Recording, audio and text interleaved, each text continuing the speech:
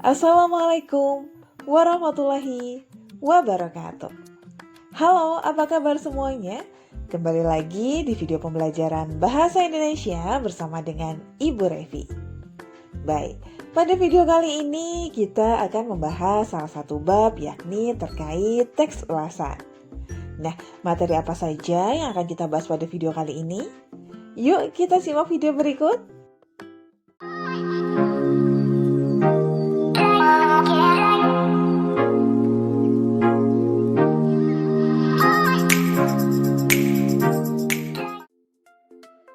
Baik, pada video kali ini kita akan membahas beberapa materi, mulai dari pengertian teks ulasan, kemudian maksud suatu teks ulasan, kelebihan dan kekurangan, struktur, kaidah kebahasaan, serta yang terakhir langkah-langkah penyusunan teks ulasan. Baik, yang pertama kita akan membahas terkait pengertian teks ulasan. Sebelum masuk ke dalam pengertian teks ulasan, sebelumnya apakah kalian pernah menonton film atau sebuah pertunjukan? Atau mungkin kalian pernah membaca sebuah novel ataupun cerpen? Nah, kira-kira kesan apa sih yang kalian peroleh setelah menonton atau membaca karya tersebut? Ibu yakin tidak sedikit dari kalian akan mengomentari tontonan atau bacaan tersebut. Entah itu komentar positif yang mengatakan bahwa karya tersebut bagus, atau bahkan kalian dapat mengungkapkan komentar negatif yang mengatakan bahwa isi tontonan atau bacaan tersebut terlalu membosankan. Nah, komentar atau ungkapan seperti itulah yang dimaksud dengan ulasan dalam bentuk sederhana. Maka dari itu, teks ulasan sendiri memiliki maksud sebuah teks yang berisi penjelasan ataupun komentar terhadap suatu objek atau karya guna mengetahui keunggulan dan kelemahan objek yang diulas. Nah, ada pun beberapa karya yang dapat dijadikan sebagai objek ulasan, diantaranya ada novel, cerpen, film, drama, lagu, lukisan, hingga buku ilmu pengetahuan. Baik, selanjutnya kita akan membahas terkait maksud suatu teks ulasan. Seperti yang sudah kita bahas sebelumnya, bahwa teks ulasan sendiri pada dasarnya merupakan teks yang berisi komentar atau penjelasan terhadap objek tertentu. Nah, komentar atau penjelasan ini tidak hanya digunakan untuk mencari kelemahan suatu objek ya, namun dapat memberikan banyak manfaat pula, baik bagi sang penulis maupun sang pengulas. Contohnya misal manfaat bagi penulis. Di antaranya sebagai masukan berharga untuk meningkatkan kreativitas serta kualitas karyanya. Sedangkan bagi pengulas, teks ulasan ini dapat dijadikan sebagai media untuk menambah pengetahuan, meningkatkan pemahaman, memunculkan sikap apresiatif, sampai memperkuat daya kritis. Baik, berikutnya kita akan membahas terkait kekurangan dan kelebihan suatu teks ulasan. Bagian utama dalam sebuah teks ulasan memang terletak pada keunggulan dan kelemahan objek yang diulas. Hanya saja, penilaian terkait baik buruknya suatu karya harus dapat dipertanggungjawabkan loh, sehingga perlu menyertakan alasan pendukung yang kuat serta meyakinkan. Nah, kekurangan serta kelebihan suatu karya pun bisa dilihat dari beragam sudut. Misal, bagian kekurangan suatu karya bisa saja terjadi pada strukturnya yang kurang lengkap. Salah satunya seperti tidak menyertakan identitas karya yang diulas. Atau bisa saja terkait isinya yang kurang jelas. Seperti adanya penyebutan nama tokoh atau nama tertentu yang tidak dikenal oleh pembaca sehingga dapat mengganggu pemahaman pembaca. Atau kekurangan pada aspek-aspek lainnya. Sedangkan untuk kelebihan dalam suatu teks ulasan pun dapat kita lihat dari berbagai hal ya. Misal terkait dengan kejelasan penyampaiannya. Bisa juga dari penggunaan bahasa atau kelebihan dari aspek-aspek lainnya. Baik, yang berikutnya kita akan membahas terkait struktur teks ulasan. Seperti yang kalian lihat, struktur teks ulasan pun dibentuk oleh beberapa bagian, yakni dimulai dari bagian identitas, orientasi, sinopsis, analisis, evaluasi, serta yang terakhir adalah rekomendasi. Nah, agar lebih jelas, kita akan membahas satu persatu dari masing-masing bagian struktur teks ulasan tersebut. Baik, struktur teks ulasan pertama yang akan kita bahas adalah bagian identitas. Bagian identitas ini nantinya akan berisi informasi mengenai objek yang diulas. Misal objek yang diulas adalah buku, maka bagian identitas pun isinya akan mencakup judul buku, pengarang, penerbit, tahun terbit, tebal halaman, atau bisa juga disertai dengan ukuran buku. Namun, apabila objek yang diulas adalah film, maka bagian identitas pun akan menyesuaikan ya.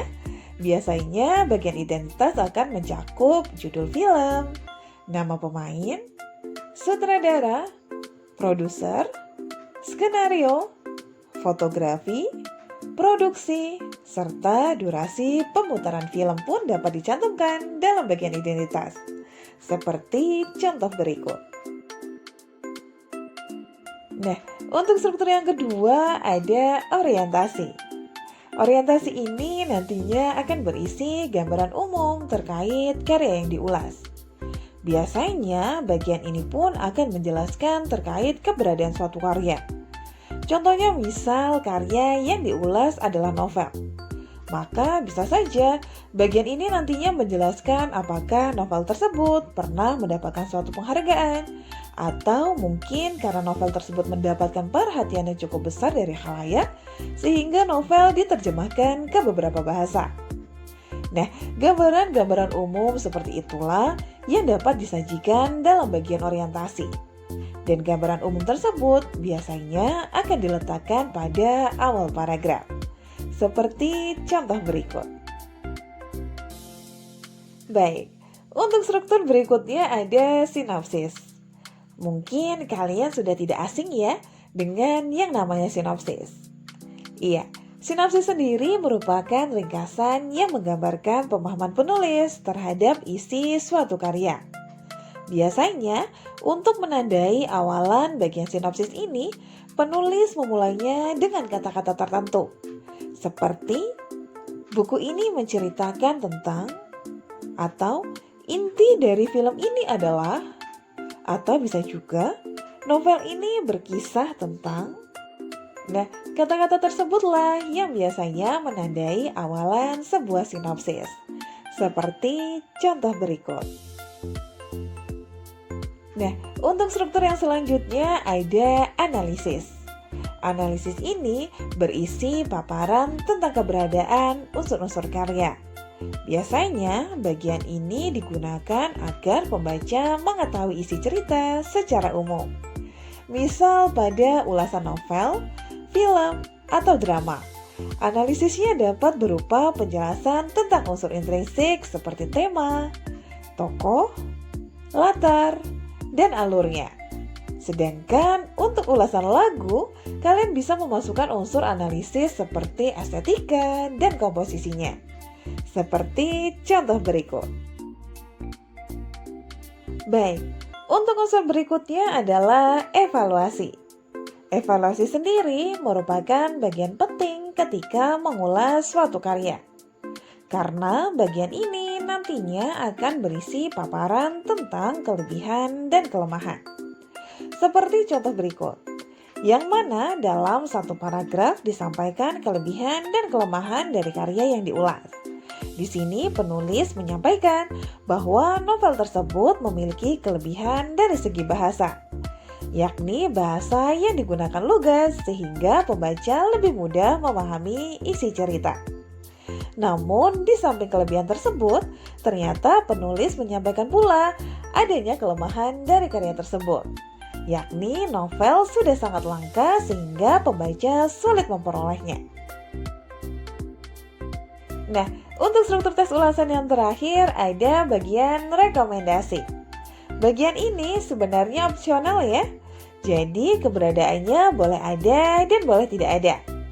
Namun apabila ada, bagian ini nantinya akan berisi saran-saran yang berisi anjuran apakah karya yang diulas tersebut layak atau tidak untuk menjadi referensi bacaan atau tontonan bagi orang lain. Baik, setelah kita membahas terkait struktur teks ulasan, selanjutnya kita akan membahas terkait kaidah kebahasaan teks ulasan. Nah, seperti jenis teks lainnya, teks ulasan juga memiliki kekhasan berupa kaidah kebahasaan tertentu. Di antaranya ada penggunaan konjungsi penerang, konjungsi temporal, konjungsi penyebaban, serta adanya penggunaan ungkapan saran. Nah, agar lebih jelas kita akan bahas satu persatu terkait dengan kaidah kebahasaan tersebut. Yang pertama, kita akan membahas kaidah kebahasaan berupa penggunaan konjungsi penerang. Konjungsi penerang ini merupakan kata hubung yang digunakan sebagai penerang kata yang diikutinya. Biasanya, konjungsi jenis ini akan ditandai dengan penggunaan beberapa kata, seperti kata bahwa, yakni, yaitu, dan lain sebagainya. Seperti contoh berikut. Kaidah kebahasaan berikutnya ada penggunaan konjungsi temporal. Sesuai namanya, kata tempo sendiri ada kaitannya dengan waktu. Maka dari itu, konjungsi jenis ini merupakan kata hubung yang ada kaitannya dengan urutan waktu. Adapun beberapa kata hubung yang ada kaitannya dengan urutan waktu. Di antaranya ada kata sejak, semenjak, kemudian, akhirnya, awalnya, setelah, sebelumnya, dan lain sebagainya. Seperti contoh berikut. Selanjutnya kita akan membahas kaidah kebahasaan yang ketiga, yakni penggunaan konjungsi penyebaban, atau yang biasa kita kenal sebagai konjungsi kausalitas. Seperti namanya pula, konjungsi jenis ini merupakan kata hubung yang menunjukkan hubungan sebab akibat. Biasanya akan ditandai dengan beberapa kata seperti kata jika, sebab, karena, dengan demikian, akibatnya, oleh karena itu, dan lain sebagainya. Seperti contoh berikut. Nah, untuk kaidah kebahasaan yang terakhir ada penggunaan ungkapan saran. Yang mana ungkapan saran ini berisi pernyataan berupa saran ataupun rekomendasi. Adapun kata yang mengandung ungkapan saran diantaranya seperti kata jangan, harus, hendaknya, dan lain sebagainya. Baik, untuk materi yang terakhir kita akan membahas terkait langkah-langkah penyusunan teks ulasan. Seperti yang kita ketahui, teks ulasan sendiri merupakan teks yang berisi pembahasan ataupun penilaian terhadap karya tertentu. Teks ulasan pun disusun berdasarkan pemahaman penulis terhadap isi karya yang dibaca atau dilihat. Nah, hasil pemahaman tersebutlah yang kemudian disampaikan kepada khalayak ramai. Maka dari itu, untuk memudahkan cara penyusunannya, kalian bisa memperhatikan langkah-langkah berikut. Yang pertama, kalian wajib mencatat identitas karya yang akan diulas. Misal karya yang diulas adalah buku, maka bagian identitas yang dicatat dapat meliputi judul buku, penulis, nama penerbit, tahun terbit, termasuk ketebalan buku. Nah, jika perlu, harga buku dan nomor ISBN pun juga dapat dicantumkan ya.